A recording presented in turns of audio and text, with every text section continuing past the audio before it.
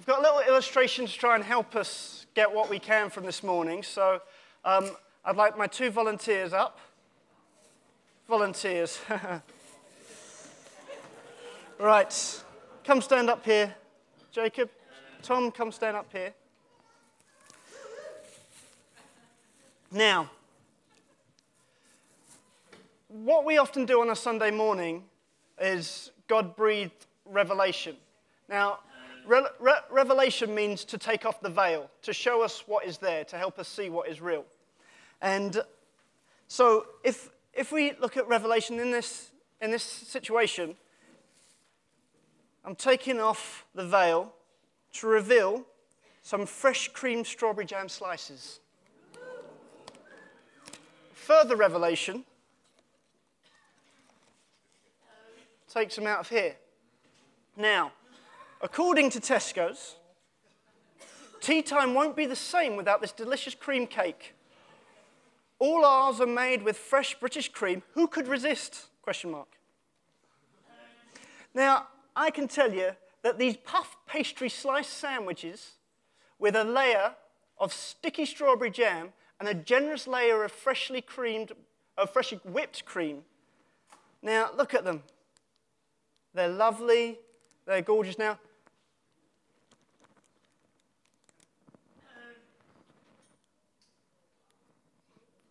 this is yours. This is your inheritance. You see that thick whipped cream in the middle, beautiful icing laid across the top, and the crumbly pastry. Isn't that incredible? Yeah. Are you excited about that? You'd even make notes about it, wouldn't you? I mean, you'd put them down, you'd write them down. Pretty exciting. This is yours. What are you going to do? Write notes about it. You want to tell people about it? Yeah.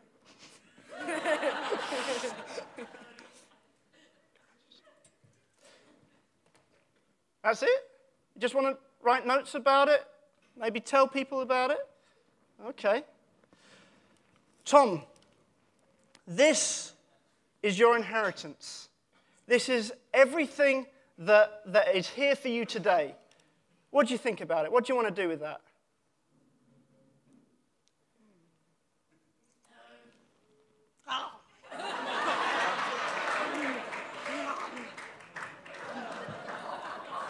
Do you want it? Okay, so I should have kept it.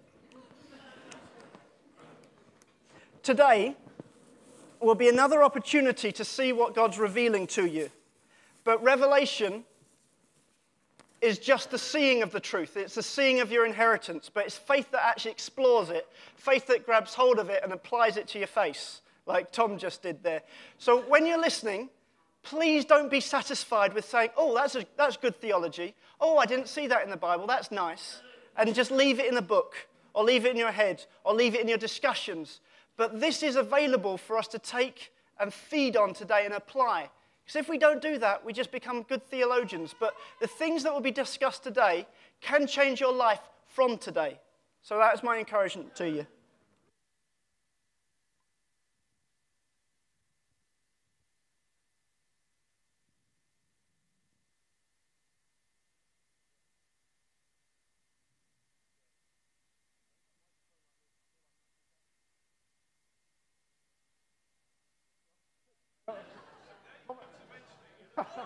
Come at the front so I don't look like him. Right, okay, they're going to turn me on. Right, we're going to go back to the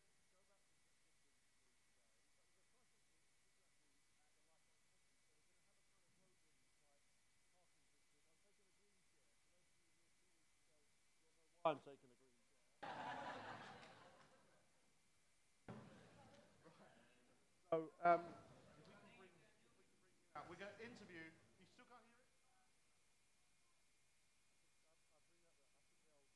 I won't fiddle with it. So what we're going to do is we're going to interview Dad today. There we go. We interviewed Dad today, And Jeremy, we just sprung this on Jeremy. Jeremy's going to put up some of the questions on that screen, hopefully. But here's an interesting thing. You know, for us to come together on a Sunday morning, there's lots of people that do things behind the scenes. The kids workers behind the scenes. The set-up team have put all the stuff out. They've got up at 8 o'clock and done stuff. Well, James Ratnaraja spent a long time working, getting a special box together so that we could have the camera project on 2 screens. So he was really excited about this until I came here this morning and said we were only going to use 1 screen. So can we give a round of applause to James Ratnaraja?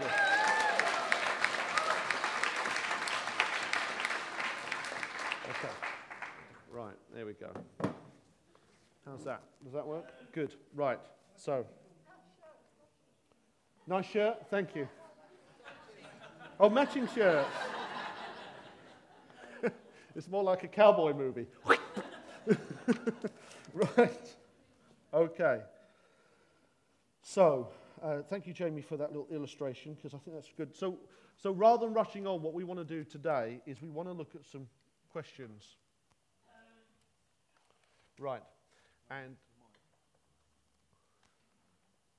the mic. Okay, so good. So now, if you have got a question that you would like to ask Dad in relation to James, not in relation to other things, because I know before some of you have texted Jamie with lots of strange questions.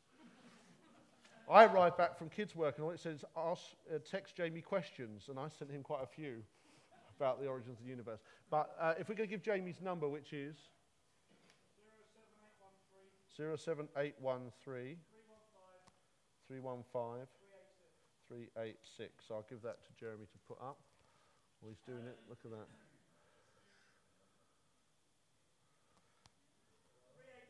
386. Someone. Can you imagine the person who was going to receive all those questions?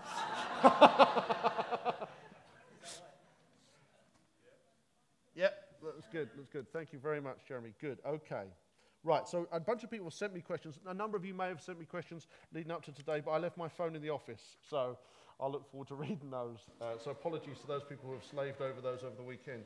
Right, okay, so we've been looking at James, and so a couple of people have given us questions, and we've had some questions from the youth as well, remembering that some of the young people were not in last week, so some of the things they've asked, you kind of answered last week, but I think it'd be useful to hear from people.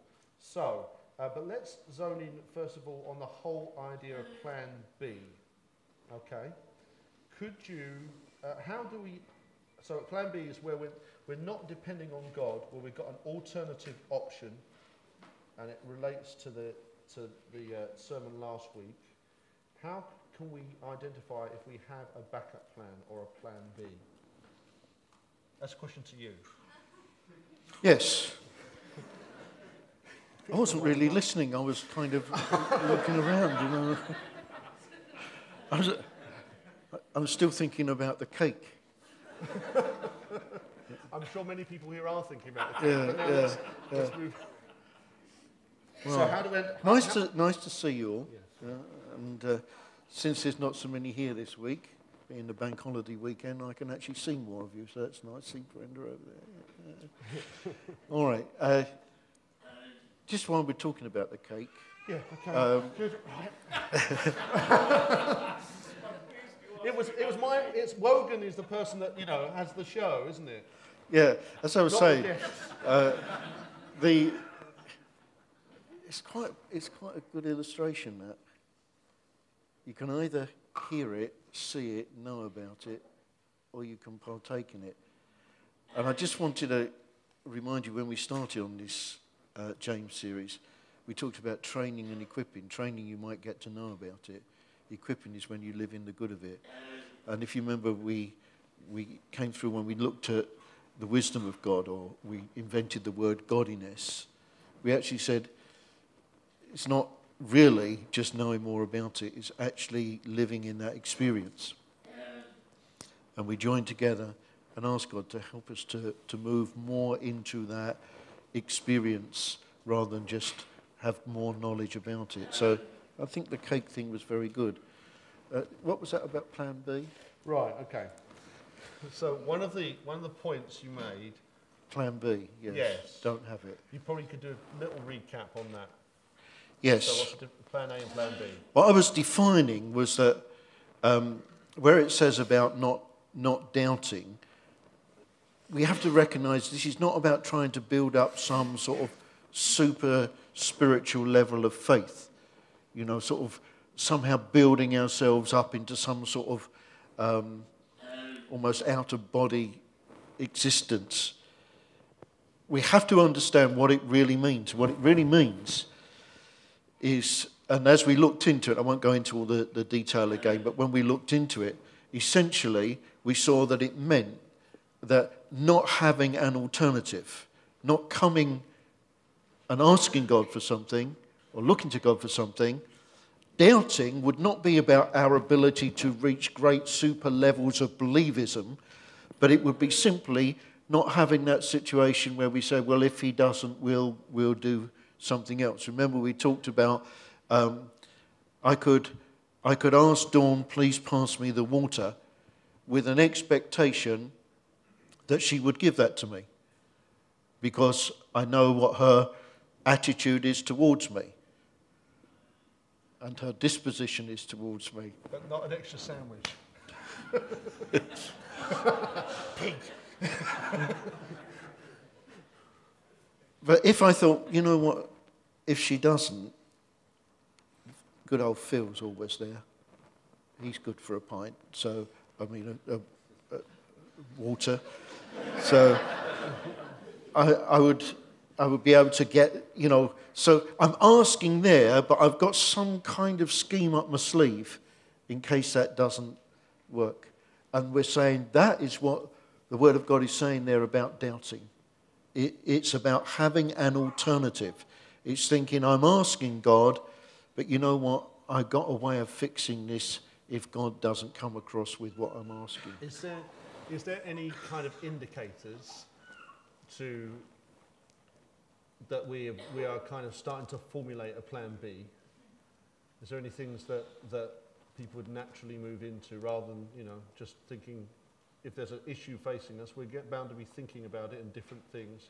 How do we know we've stepped out of trusting God and expecting him to do stuff to trusting ourselves? I think that the initial indicator is when we're trying to come up with a scheme. Mm-hmm. You know, it starts in our thinking. We're beginning to kind of look at, how could we resolve this? So I'm asking God, but I'm actually kind of already beginning to think of ways in which I could get round it.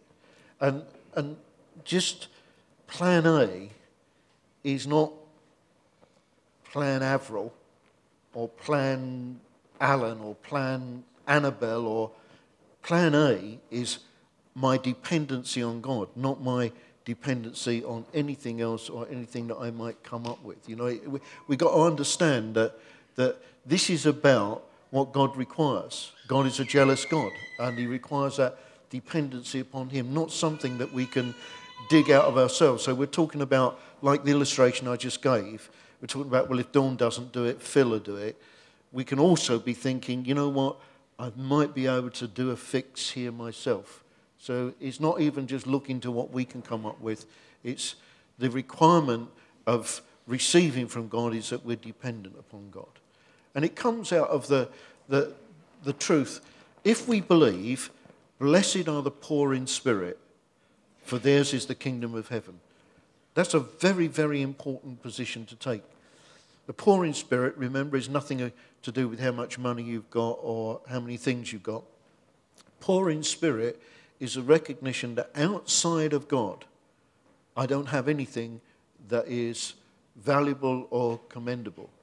It's every good gift comes from him. So in essence, we're saying, blessed are the poor in spirit, for theirs is the kingdom of heaven.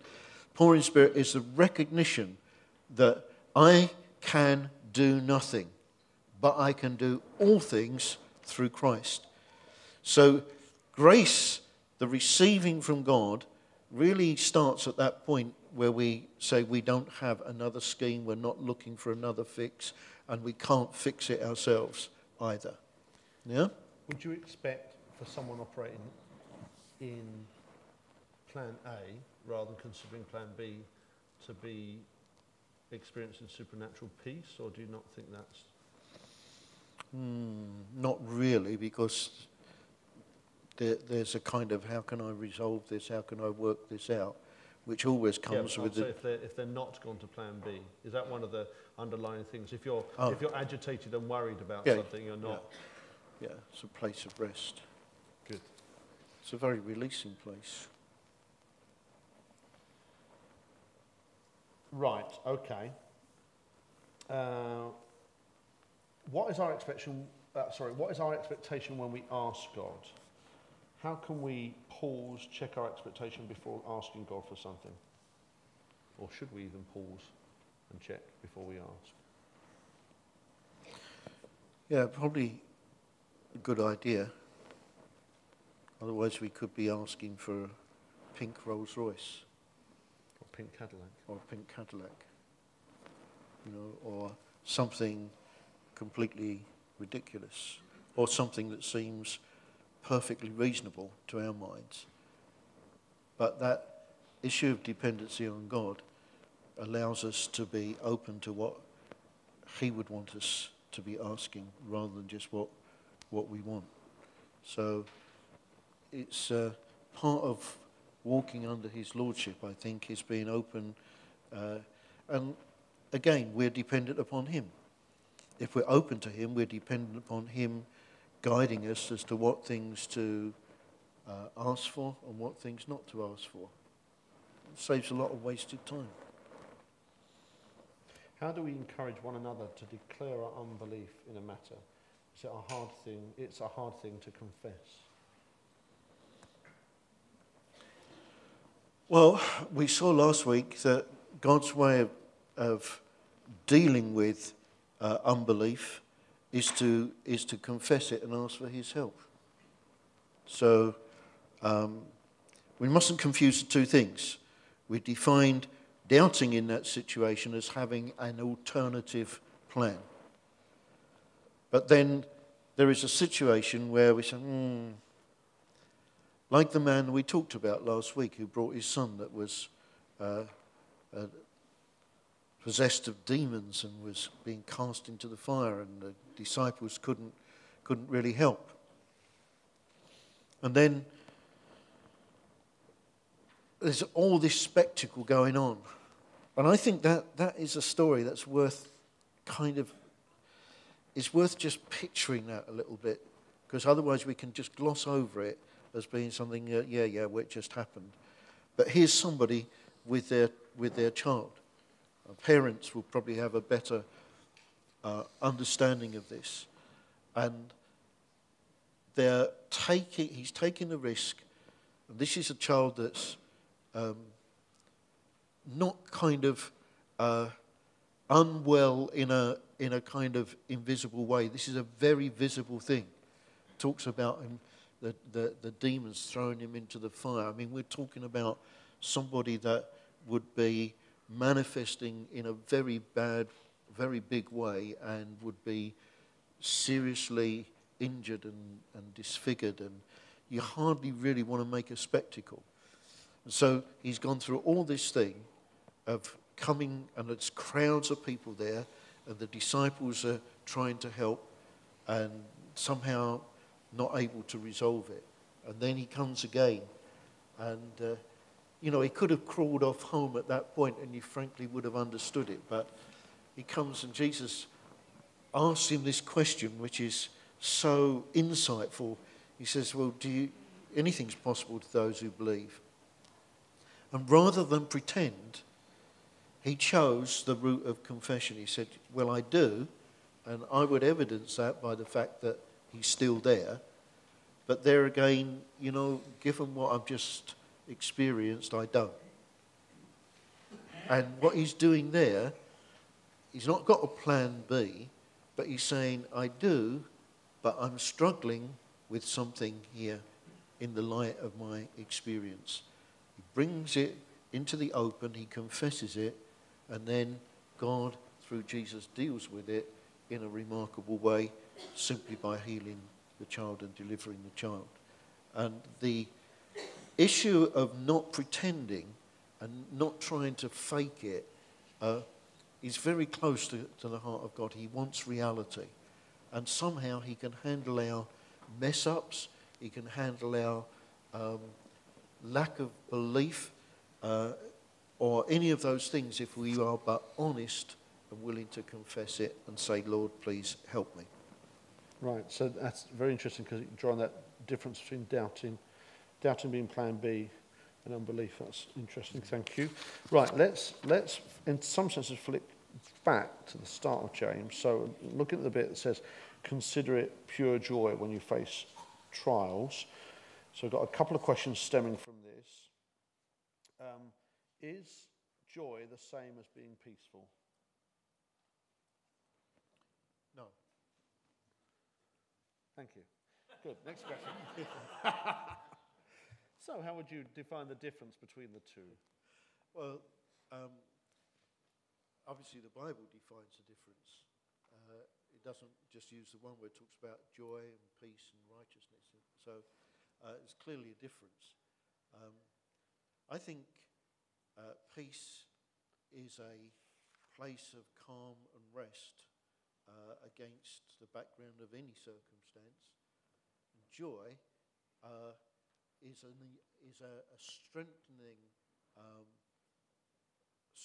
manifestation of the Spirit of God. So one is simply a place of rest. The other one is an empowering and strengthening. The Bible says the joy of the Lord is your strength. And remember, we talked about a joy which is not, oh, happy, the sun is shining and I've just won the lottery. It's not that kind of superficial or, it's a nice day and I've got nice things lined up. Joy is something of a supernatural nature, which is there in spite of whatever the circumstances are. It's something which is deeper. It sort of comes as a result of God working in us, and it's not therefore determined by outward circumstances. It's a supernatural thing. And remember, God calls us, when he calls us to himself, to walk from and to be empowered to live from a totally different life source. We're no longer just living on a natural level. We're actually empowered to live by his power. So it means that we can forgive when actually, naturally speaking, we'd never be able to forgive. We can love when, naturally speaking, it would be impossible to do it. In other words, it's supernatural. We can have joy when, naturally speaking, there's no way that you would. You can have peace when everything would be against that, because we're living from a totally different life source. And that brings us back to the cake. We're talking about living in something, not knowing about it, enjoying the reality of the supernatural experience, becoming more godlike, having more of the life and qualities of God rather than just knowing what they are. Okay. But that said, are there not times where we need to stand against enemy activity in our lives when things go wrong rather than accepting it as development? Yes. And that's why in everything we do, we have to be hearing from God rather than making a decision based on the past. Remember when, who was it? I can't remember. Just remind me. Jesus? No. Right. That's normally the answer. Going up to attack the enemy. David, Samuel, I don't know. Shall we go up? Yes. Shall we go round another way? There was someone in the Bible that certainly happened for. And I'm betting on the Old Testament myself. I just can't bring it. Somebody bring it to mind. Come on, don't. Who am I talking about? David? Jonathan? David and Jonathan? Oh, Lorraine? Jonathan is armor bearer. Jonathan is armor bearer, yes, that was true. That was a question of going up and facing the enemy and trusting God. But I'm also thinking about... The bit I like about that is they refer to them as fellows. Let us go and, kill these fellows. Sounds very civilized. Yeah. obviously been reading the King James again. Anyway, as I was saying, you cannot work on this is what happened last time, this is what God did last time. You have to be asking God, what is his mind in a given situation. So in a situation, we may be saying this is not a time to fight or resist this. This is a time where we trust in God, he takes us through, and we're living in peace. There's another time when you would come in the power of God with a great resistance against it. And of course, they can be interchangeable. In your few years that you've had in church leadership and things, fellows, can you give instances where you've been working with people that have said one thing, one that said we should resist, fight, and what have you, and others said no, we should take it on the nose? Yes.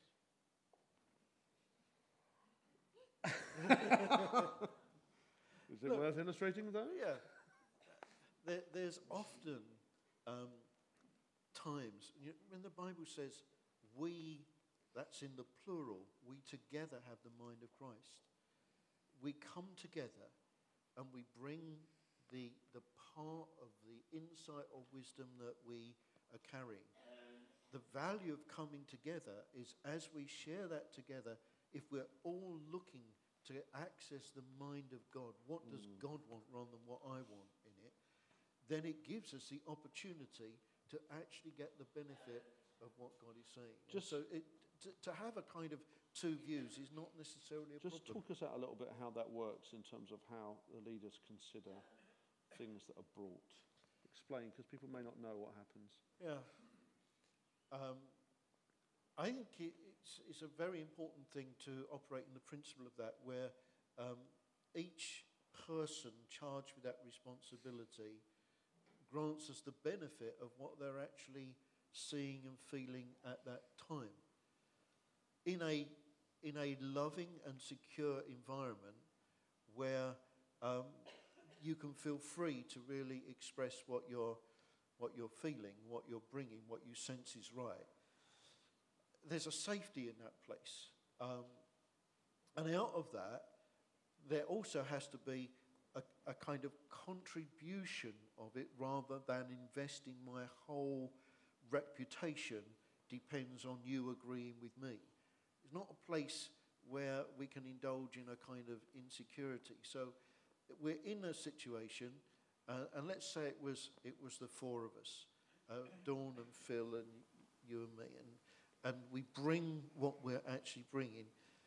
Phil is in a position where he can bring clearly what he's feeling, even with the risk that he might be absolutely wrong, knowing that that is valued and received, and that we would expect between us. Because in the end, we're not looking to have my way, we're looking to find out what God's way is. And then as we share together and discuss together, and maybe at a given point, let's say, okay, let's rest it there, let's just turn and take some time before God to actually find a settling. And then at a given point, there comes what I call the settling of peace. And it's something that God does. He says, let the peace of God umpire. Let the peace of God determine the decision and the direction. So you're always looking for that settling of the peace of God.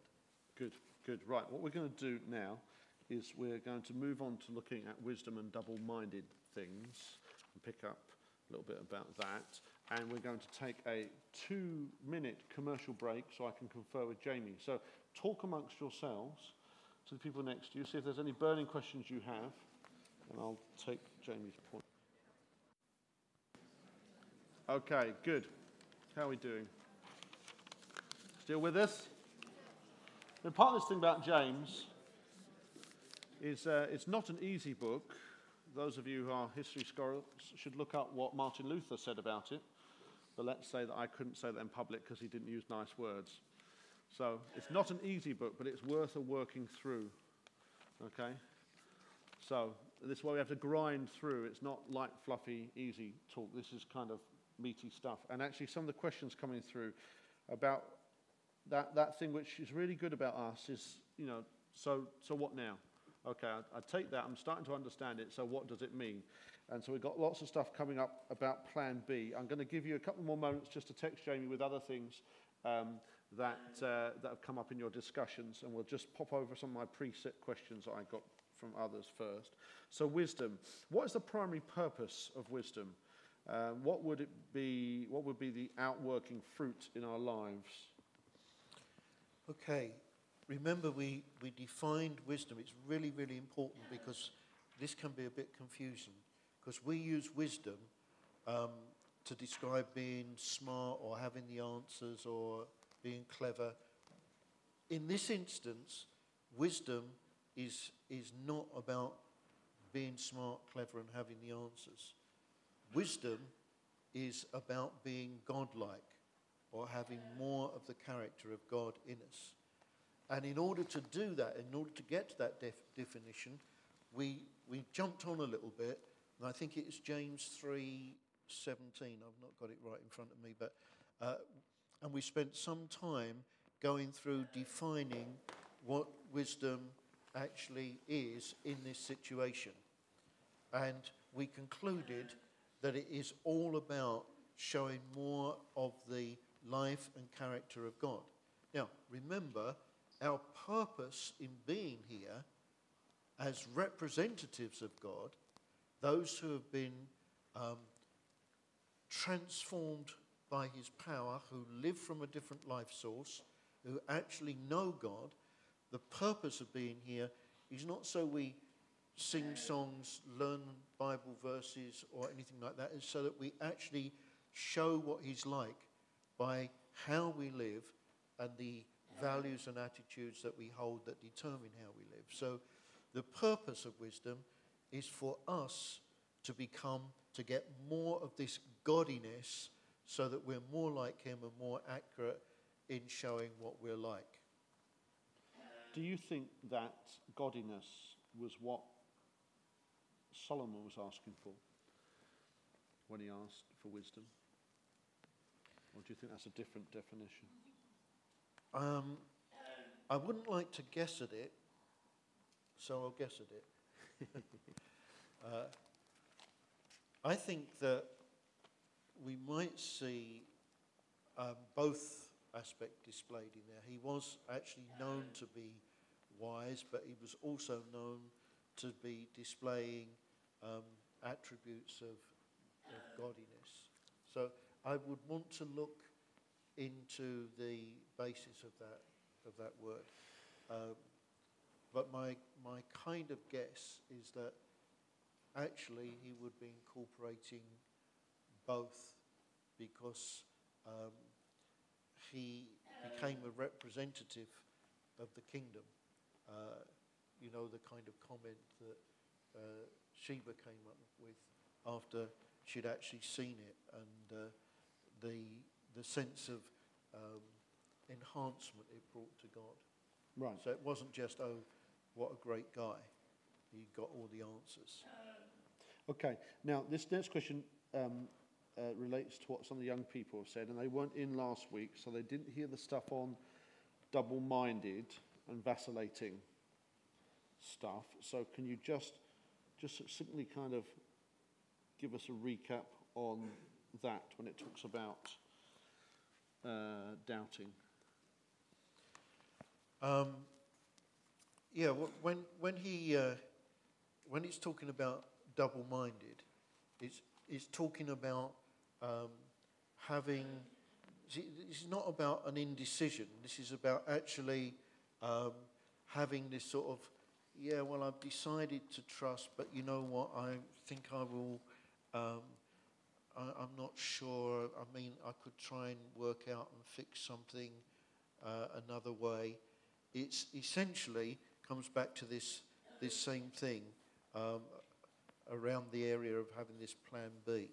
Okay. It's a very common thing. So would you say that double-minded is the same as not being sure what to do? No. Right, how would you say that's different? I think it's tossing up between two things, having decided one is the right way, and then kind of deliberating. So I might be double-minded if I decide Phil has upset me, and I'm going to really give him a rundown on the weaknesses of his character in the No strongest text on that, please. in the strongest possible terms. And then I kind of think, is that what God wants me to say to him? Mm-hmm. And then I'm saying, no, it's not. But I want to tell Phil what he's really like. But what does God want? Well, I know what God wants, but it's what I want, and it's choosing between those two things. Cool. Well, we're going to come back to that. So a number of questions come through. We just pick up on this one. How do we maintain our integrity when we're struggling to have faith for something, but don't want to doubt or be double-minded? For example, we want to be healed, but we just don't feel a sense of faith.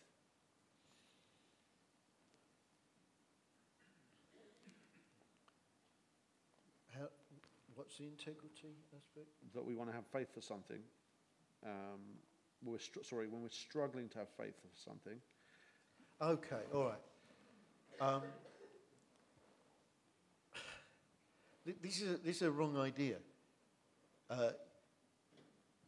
Struggling to have faith. I mean, you can struggle from now till Jesus comes, and you don't get faith by how much you struggle. How does faith come? Faith comes by hearing, and hearing by the word of God. We get confused between trying to believe something or trying to choose the better way. Look, faith only comes, and faith inevitably comes when you hear God. It comes when you hear the word of God. So you may say, Lord, help me to believe, like we were talking about earlier on, by being open and by being honest and by asking for God's help in the situation, recognizing that all the struggling in the world won't do it. It's as we hear God, and God says, this is what I'm saying, this is what I want. You may disagree with the premise of this question, but the question I've got here is, why can't we receive when we have doubt? Because the doubt that we were describing is this having a plan B. And I know this needs a little bit of kind of working at, because we tend to think doubt is insufficient belief. What I'm trying to do is to help us understand what the Bible is actually saying here. It's not about insufficient belief, it's about having an alternative way of resolving it. That's the doubt that it refers to there. The issue of belief, when we're in a situation where we want to trust God for something, like the man with the son, that is dealt with by saying, yes, I need help here. I need you to help me. The same illustration, or rather the same thing we illustrated by talking about Thomas last week. And Thomas said, I know what I'm like. I just will not be able to receive this unless I see it for myself. And of course, being on the basis of that honesty, Jesus comes to him and resolves the issue for him. Good. Okay, let's move on to look a little bit about Plan B then. So lots of questions coming on that. So if Isaac was Plan A and Ishmael was Plan B, how can we be sure not to fall into Plan B when we just do what's in our hands to do? I think you can be sure that you will fall into Plan B if you take it upon yourself. So part of the question was also, if there's no... I think this is not play stuff. This is not kind of, oh, wouldn't it be nice? It's got a serious downside to it. If we take our own life into our own hands, make our own decisions, do it my way, then we basically take ourselves in that respect out of the place of God's plan, and we're basically running the show for ourselves. Can you think of some examples of people that have taken both sides?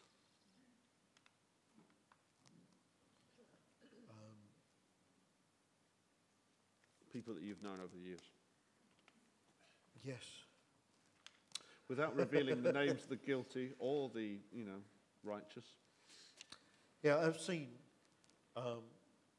people make decisions on the basis of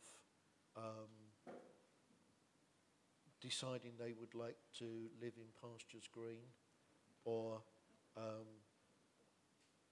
a career thing or a financial thing which they did not really believe was God. And as a result, they end up in a position where they miss out the richness of what God has for them. And I find that to be very sad. I can remember for myself some years ago being very, there was one of the people that was with us constantly let us down, and I got to a point where I was really, really aggravated by it. And there was another occasion, and they called and let us down in something, and I gave them the benefit of what I was feeling rather than what God was saying. And I realized that damaged that relationship for a long time. Now, in the goodness of God, it was restored, and to this day is a very, very positive relationship, very positive situation. But not somebody who was here, so don't be guessing. There was a number of people coloured around the yeah, there may be some in that category. But, opting for what we want is a dangerous course. How about on the other side? People that have stuck with Isaac. Yep. It's always a very precious thing. Very, very significant thing. Especially when the desire for something else is so strong and so reasonable, and to make the sacrifice of saying, I want that, I would really like that, but you know what? I don't believe that that's what God is giving me. It's a very powerful, very painful, but a very, very significant step. And, it's one of the steps, one of the most significant building blocks that we have is when we choose, and what does the Bible say? We choose to deny ourselves, take up our cross and follow him. We choose our decrease in favour of his increase. Okay. Yes, there's pain, there's sacrifice, and there's great profit. Right. Just my little helper has reminded me, the second part to the Isaac-Ishmael thing was, we've put ourselves in Abraham's position, so he's been promised an Isaac, he's not seeing anything happening, and yet at the same time, we know there is a general principle that whatever's in our hands, we should do the thing we have in our hands rather than sitting around waiting for... How do we balance those two concepts? I think God said something, but I've got this thing here, and how do we know that thing we do won't turn into an Ishmael, won't turn into plan B? Yeah. Because even when we come to doing it, we've got to do it under God's direction rather than saying, I really want this, I've waited for a long time, here we go, I can fix it. There's the danger. Now, the good side is, it may well be that God gives us a green light on something that already is in our hands or within our sphere. It may be, let's say, investing in something or buying something. We can decide, I really want this, I've got the money, I'm going to do it. Yep. On the other hand, that can be a danger in that, because we're deciding to do what we want. But when we get that okay of God, that green light of God, it may still be that he's releasing us to use something that's in our hands. But then it's different because it's done under his direction. Okay, that brings me neatly to the next one. Thank you. So I'm in a job, and I'm unhappy with the job, and I'm asking God what are the options to change it. And there's a range of options I could take. And so I'm asking God, what shall I do? And he says, and I have a preference, but he says to me, or I feel he says, you choose. If I go for that which I have a preference for, is that a plan B? Have I already worked the thing out? When God says there are all these opportunities, and I'm giving them to you, at that point, I think you've got to be more careful. Remember Noel Woodruff used to say, at that point, check yourself into jail. I always thought it was a great phrase. At that point, saying, no, Lord, I will not just do what I want. I'm still looking for what you want. Now, there's a whole array of things, and you have given me the opportunity to choose and to have what I want. But I still want you to guide me. I'm not going out on my own. Or to use another scripture, Lord, unless your spirit goes with me, carry me not forward. It's like when you could have all the different things, or when you could take all the different directions, there's a greater time. When you've only got one opportunity, there's not the same danger.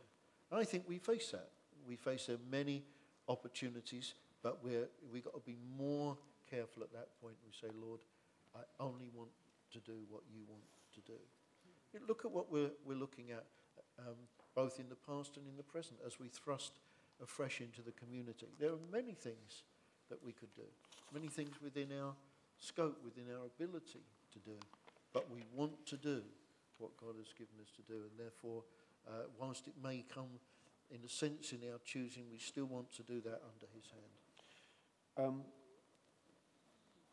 If God can heal, and I have a sense that God's going to heal me, is that a justification for not going to the doctors and not taking medicine? If God says so, yeah.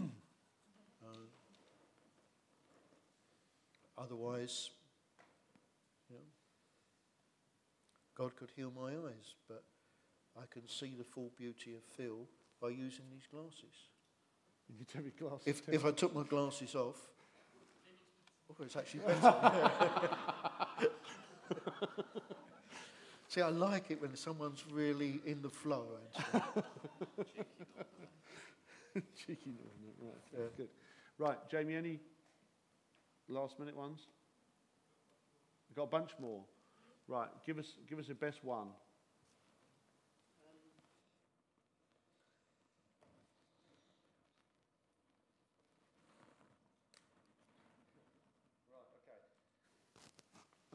Right, okay. How do we... it's gone. How do we celebrate with someone...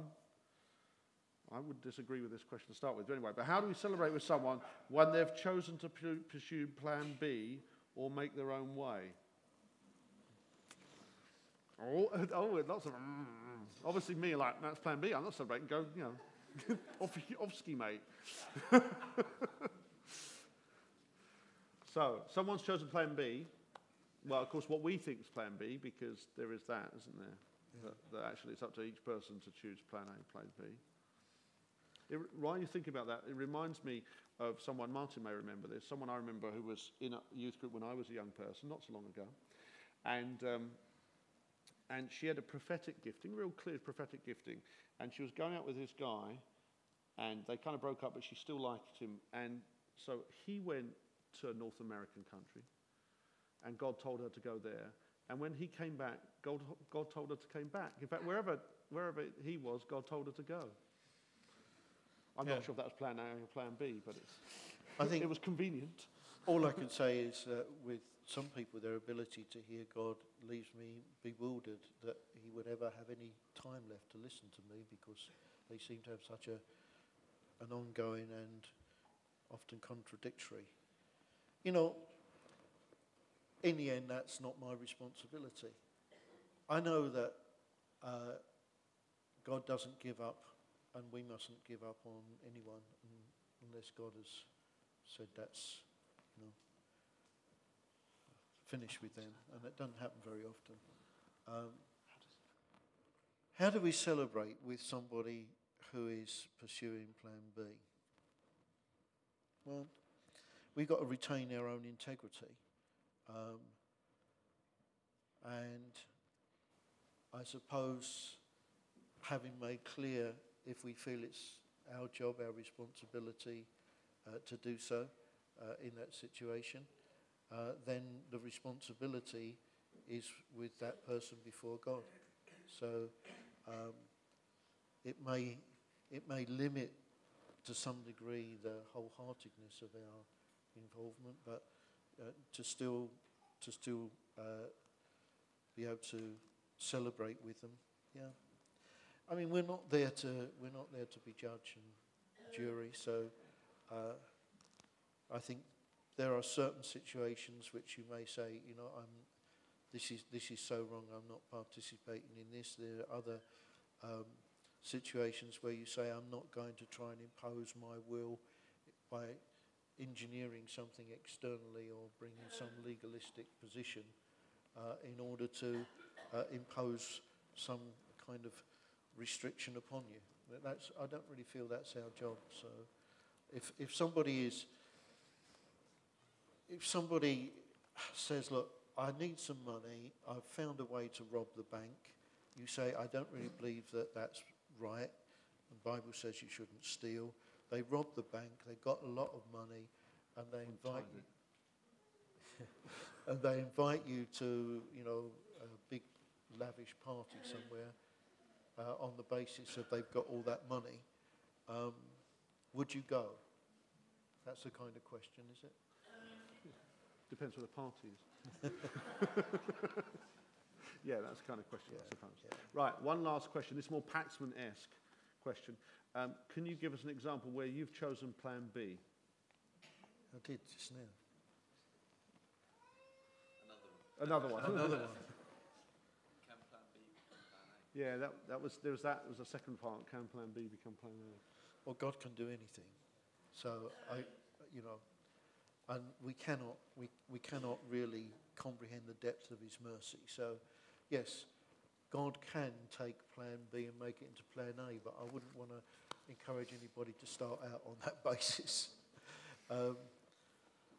It's like someone said to me once, well, God's forgiveness is so great. So if I rob a bank, God will forgive me. And I said, absolutely. I'll forgive you for every day of the next 15 years that you're in prison. Mm-hmm. Enjoying the consequences of robbing the bank. You're totally forgiven, but you've got consequences. What was your question? Did I have an example of a plan B? I'm sure, but I can't think of one at the moment. Can you think of any? Oh, she can think of so many. Right, where he didn't agree with her is what she said. Yeah. Oh, hang on, secondary thing. About trying to get the cars back. The what now? Trying to get the cars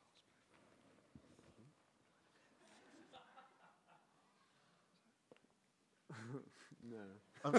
back. I'm sure there are so many of these examples. It's just trying to think of them at the time. Having said that, I wouldn't want to convey that I've lived a life of going for plan B. But I think since I'm not claiming ultimate perfection just yet, I'm sure there are rather a few occasions Just yet. of it. Just yet. Okay, right. Well, that kind of brings us to a close. Good. Thank you very much. So, folks, as we churn on, the encouragement is that we read ahead in James and continue to chew it up. I know that there is chew it up in a good way. I know that it's useful if you're reading, if you email stuff, questions, thoughts, things. If you email those to Dad, you can do that. That's useful. Points and questions. It's been interesting. We've not gone over the points, but a number of people had sent me points, things that they'd reflected on, and a number of people have said, actually, I had happened to listen to it again, and it has really opened things up to me to listen to it again. And I think we're 6 verses into this over 6 weeks. I mean, partly there was the leg incident, but so you know, it's stuff to chew over. So it's a hard working one. This one we've got to work it through. But it's worth working it through together, and that's why when we first started, I said, you know, it's good to read into it. Clearly, we're not getting that far ahead, but we won't take probably as long as we have done thus far. But I can't be certain on that. But you know, the thing which makes it much more valuable in terms of coming back to eating the cake rather than just looking at it is this level of engagement that God requires. So, yeah, to email questions, you don't do email, give them to Debbie and she'll pass them to me. Because we do want the full benefit that God intends. God intends we become more like him as a result of looking at this stuff in his word together. And we don't want to come to the end of it and have more knowledge but not be different. So it's very, very important.